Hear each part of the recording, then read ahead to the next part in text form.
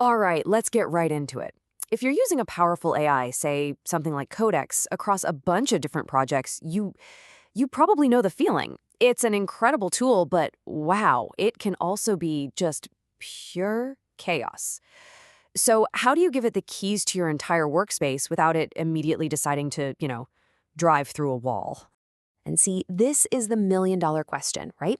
This comes from a real user who's dealing with this exact problem. You want the AI to help you, not to just guess what you want, and definitely not to start breaking things. The real challenge is, how do you enforce any kind of discipline on a tool that's literally built to just take action? So in this explainer, we're going to walk through a whole system that's designed to solve this. We'll start with the problem itself, the uncontrolled assistant.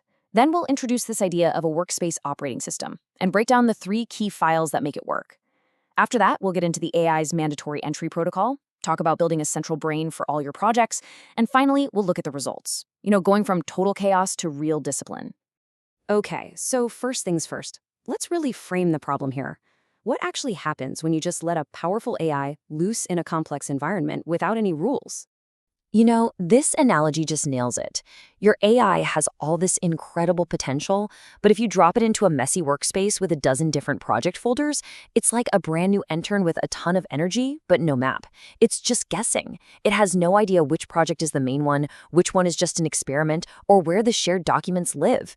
And that leads to some high-risk guesswork and totally unpredictable, often damaging actions.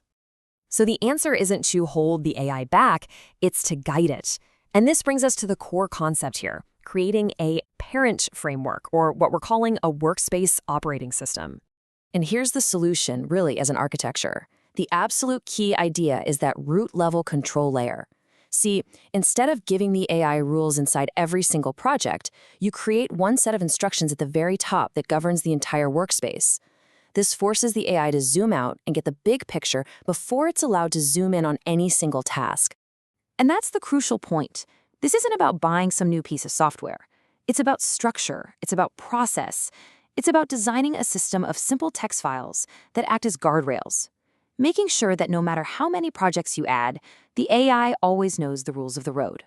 So how does this control layer actually work in practice?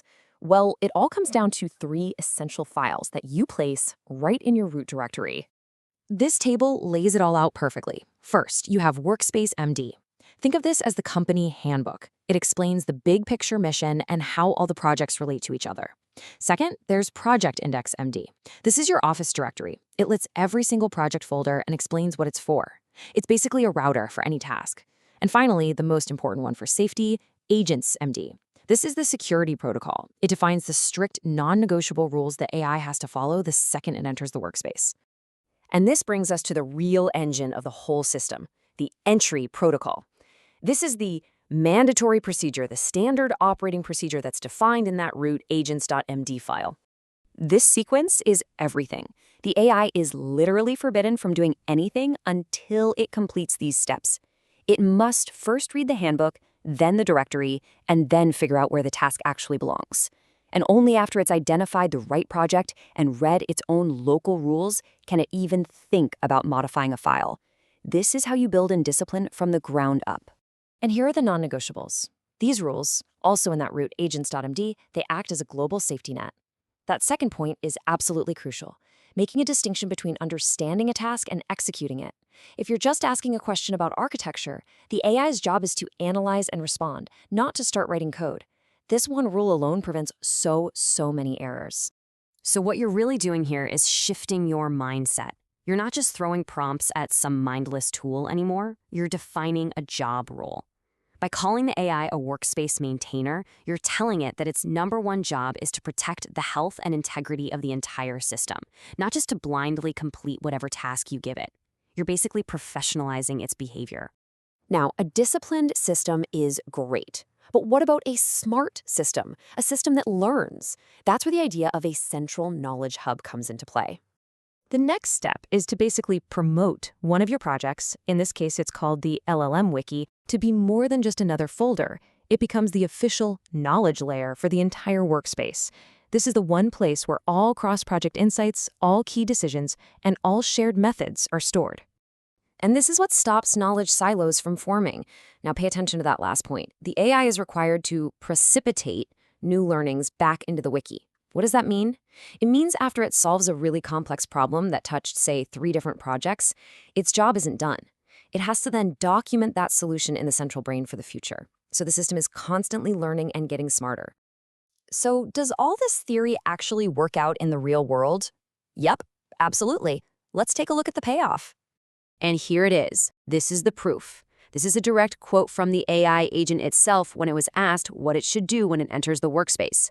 It doesn't guess. It doesn't ask for a task. It correctly identifies the very first step of its protocol. It has learned the rules. The transformation is pretty stark when you look at it side by side. You go from a chaotic environment with high-risk guesswork to a totally structured workspace where the AI performs low-risk analysis first. Unpredictable actions get replaced by a disciplined, repeatable protocol. And all those isolated knowledge silos, they're gone, replaced by a central, shared brain that makes the entire system smarter over time.